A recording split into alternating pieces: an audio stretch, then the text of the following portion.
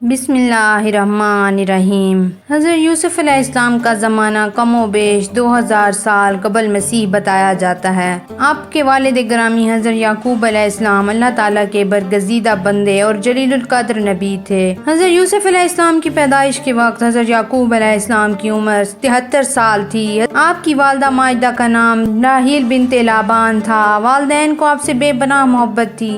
نور نبوت کی چمک اوائل عمر سے ہی آپ کی پیشانی سے جھلک رہی تھی۔ آپ کا حسن و جمال اسی نور نبوت کا پرتو تھا۔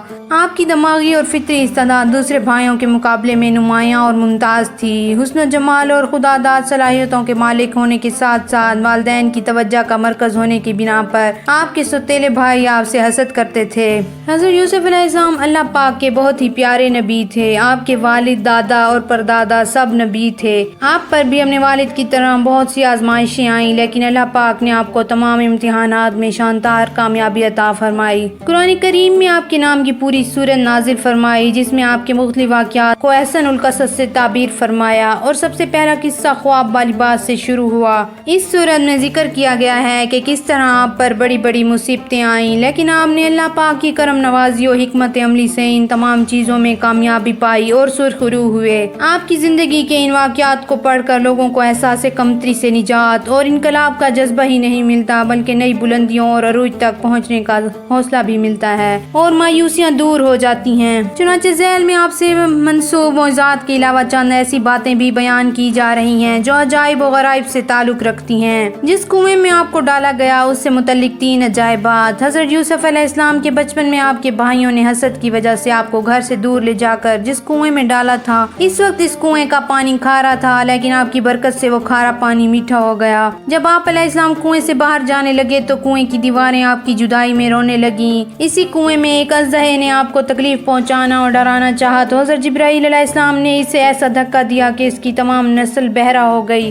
جب حضرت یوسف علیہ السلام کے بھائیوں نے آپ کو کنویں میں ڈالا تو اللہ پاک نے آپ کی حفاظت کے لیے اور کنویں میں تنہائی و وحشت دور کرنے کے لیے آپ کے پاس جنت سے غلام بھیج دیے۔ حضرت یوسف علیہ السلام کو ان کے بھائیوں سے مالک بن زار نامی مصری شخص نے خریدا تھا۔ اس نے بچپن میں خواب دیکھا تھا کہ کنعان کی سرزمین پر سورج آسمان سے اتر کر اس کی آستین میں داخل ہوا، پھر نکل کر اس کے سامنے کھڑا ہو گیا۔ اس کے بعد ایک سفید بادل سے اس پر موتی برسے، جنہیں چن کر اس نے اپنے صندوق میں بھر لیا۔ اس خواب کی تعبیر اسے یہ بتائی گئی کہ اسے ایک غلام ملے گا جو حقیقت میں غلام نہ ہوگا۔ اس کی برکت سے وہ اتنا دولت مند ہو جائے گا کہ اس کے اثرات قیامت تک اس کی اولاد میں باقی رہیں گے۔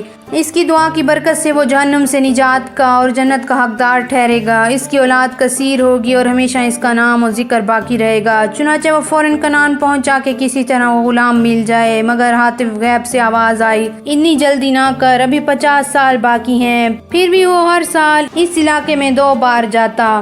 جب 50 سال پورے ہوئے تو اپنے بشرا نامی غلام سے کہا، اگر اس بار تجھے وہ غلام مل گیا کہ جس کی تلاش میں اتنے عرصے سے بھٹک رہا ہوں تو تجھے اپنا نصف مال ہی نہیں دوں گا، بلکہ تو میری جس بیٹی سے چاہے گا اس سے تیری شادی بھی کروا دوں گا۔ چنانچہ جب وہ دمشق سے کنعان پہنچا تو دور سے ہی کیا دیکھتا ہے کہ پرندے راستے میں موجود ایک ویران اور خشک کنویں کا طواف کر رہے ہیں۔ در حقیقت میں وہ فرشتے تھے جنہیں اللہ پاک نے بھیجا تھا۔ مالک نے قافلہ والوں سے کہا، اس خشک کنویں کی طرف چلو، ہو سکتا ہے اس سے پانی نکل آیا ہو۔ جب وہ کنویں کے قریب پہنچا اور اس کی سواریوں کے جانور یعنی گدھوں اور اونٹوں نے حضرت یوسف علیہ السلام کی خوشبو سونگھی تو وہ اپنی پیٹھ کا بوجھ پھینک کر کنویں کی طرف دوڑنے لگے۔ مالک نے قافلے کو مناسب مقام پر ٹھہرا کر اپنے غلام بشرا اور خادم معمول کو ایک ڈول دے کر پانی لانے کے لیے کنویں کی طرف بھیجا۔ ادھر حضرت جبرائیل علیہ السلام نے حاضر خدمت ہو کر حضرت یوسف علیہ السلام سے عرض کی، چلیے۔ پوچھا کہاں؟ عرض کی، آپ کو یاد ہے کہ ایک دن آپ نے شیشے میں اپنا حسن و جمال دیکھا تو دل میں کیا کہا تھا؟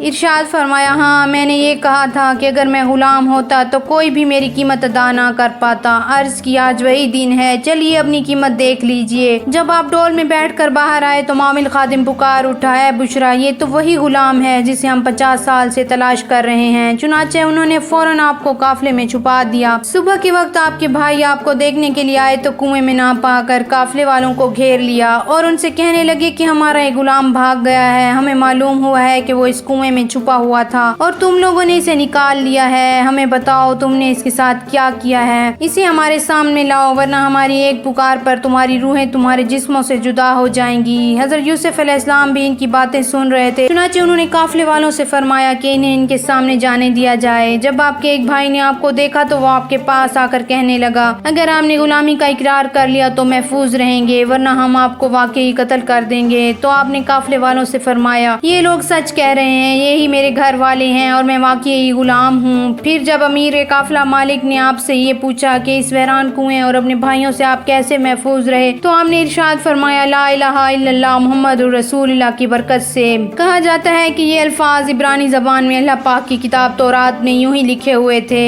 بہرحال ابھی تک مالک کو چونکہ حضرت یوسف علیہ السلام کے غلام ہونے پر یقین نہ آیا تھا، اس لیے اس نے ایک بار پھر آپ سے پوچھا، آپ حقیقت میں کون ہیں؟ ارشاد فرمایا، میں غلام ہوں، مگر اس بار یہ کہتے ہوئے اشارے سے یہ اظہار بھی کر دیا کہ میں ان کا نہیں بلکہ اللہ کا بندہ ہوں۔ مالک بن زار چونکہ ہر قیمت پر آپ کو اپنے پاس رکھنا چاہتا تھا، لہٰذا اس نے آپ کے بھائیوں سے کہا، اپنے اس غلام کو کتنے میں بیچو گے؟ بولے، اگر تم اس کے عیبوں کے باوجود اسے خریدنا چاہتے ہو تو ہمیں کوئی اعتراض نہیں۔ مالک نے فوراً رضامندی کا اظہار کر دیا۔ حضرت یوسف علیہ السلام یہ سب دیکھ رہے تھے اور سوچ رہے تھے کہ ان کے بھائی کثیر مال و دولت مانگیں گے، مگر آپ کے بھائیوں نے مالک بن زار کے پیش کردہ کثیر درہم و دینار میں سے صرف مٹھی بھر ہی لیے۔ چنانچہ ان کی حسب منشائی نے رقم ادا کرنے کے بعد مالک بولا کہ کوئی ایسی تحریر بھی لکھ دو کہ یہ تمہارا غلام تھا اور تم نے اسے مجھے بیچ دیا ہے، لہٰذا انہوں نے یہ سب بھی لکھ دیا۔ جب حضرت یوسف علیہ السلام اپنی آبائی سرزمین سے کوچ کرنے لگے تو انہوں نے مالک سے فرمایا، مجھے تھوڑی دیر کی اجازت درکار ہے تاکہ میں اپنے مالکوں کو الوداع کہہ سکوں،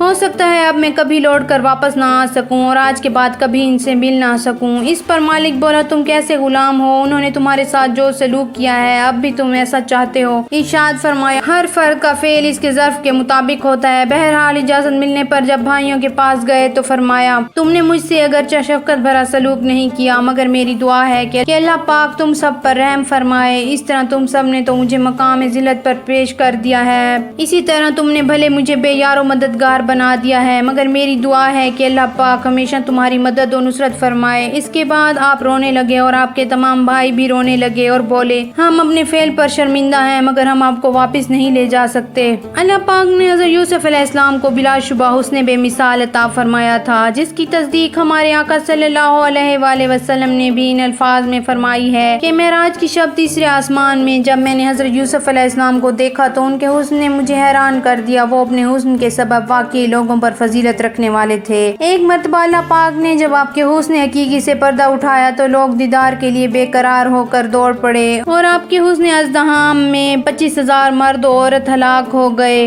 ایک بار آپ کے زمانے میں لوگ قحط میں مبتلا ہو گئے اور بھوک سے حالت انتہائی تشویشناک ہو گئی تو لوگوں نے آپ سے شکایت و فریاد کی، لہٰذا آپ نے بارگاہ خداوندی میں لوگوں پر رحم کی دعا کی تو اللہ پاک نے فرمایا، میں تمہارا جمال لوگوں کے لیے غذا بنا دوں گا۔ چنانچہ آپ نے لوگوں کو جمع کیا اور انہیں اپنا چہرہ دکھایا تو لوگوں کی بھوک جاتی رہی اور باقی 40 دن بھی لوگوں نے اسی طرح گزارے۔ ایک مرتبہ ایک مادرزاد اندھا لڑکا آپ کی خدمت میں پیش کیا گیا تاکہ آپ اس کی آنکھیں ٹھیک کر دیں، چنانچہ آپ نے اپنا نورانی چہرہ جب اس لڑکے کی طرف کیا اور آپ کے چہرے کی روشنی اور شعاعیں اس پر پڑی تو اللہ پاک نے اسے آنکھیں عطا فرما دیں۔ در منصور میں ہے کہ جب آپ علیہ السلام مصر کی گلیوں میں چلتے تو آپ کے چہرے کی چمک دیواروں پر اس طرح پڑتی جس طرح پانی اور سورج کی چمک دیواروں پر پڑتی ہے۔ عزیز مصر کی بیوی نے آپ کو اپنے محل کے انتہائی اندرونی کمرے میں دعوت گناہ دینے سے پہلے تمام دروازوں پر تالے لگا دیے تاکہ آپ بھاگ نہ سکیں، مگر اللہ پاک کی شان کہ جب آپ دوڑ کر دروازے کے پاس پہنچتے تو تالے خود بخود ٹوٹ کر گرتے چلے گئے۔ حضرت یوسف علیہ السلام کے پیچھے بھاگتے ہوئے جب عزیز مصر کی بیوی بھی محل سے باہر نکلی تو اچانک سامنے اپنے شوہر کو دیکھ کر حضرت یوسف علیہ السلام پر غلط ارادے کا الزام لگا دیا، مگر جب حضرت یوسف علیہ السلام نے اس الزام کو رد کرتے ہوئے حقیقت بیان کی تو عزیز مصر نے آپ سے دلیل طلب کی۔ اس پر آپ نے فرمایا، اس گھر میں زلیخا کے ماموں کا 4 ماہ کا ایک بچہ ہے، اس سے پوچھ لیں۔ عزیز مصر نے حیرانی کا اظہار کیا تو آپ نے فرمایا، اللہ پاک اس بات پر قادر ہے کہ اس کو بولنے کی قوت دے اور میری بے گناہی ثابت کر دے۔ چنانچہ اس بچے سے پوچھا گیا تو اس نے اللہ پاک کی قدرت سے یوں کلام کیا، اگر ان کا کرتا آگے سے پھٹا ہوا ہو تو عورت سچی ہے، لیکن اگر پیچھے سے پھٹا ہے تو عورت جھوٹی ہے، یعنی اگر حضرت یوسف آگے بڑھے اور زلیخا نے ان کو ہٹایا تو کرتا آگے سے پھٹا ہوا ہوگا، اور اگر وہ اس سے بھاگ رہے تھے اور زلیخا پیچھے سے پکڑ رہی تھی تو کرتا پیچھے سے پھٹا ہوا ہوگا۔ اللہ پاک نے بطور معجزہ آپ کو خوابوں کی درست تعبیر کا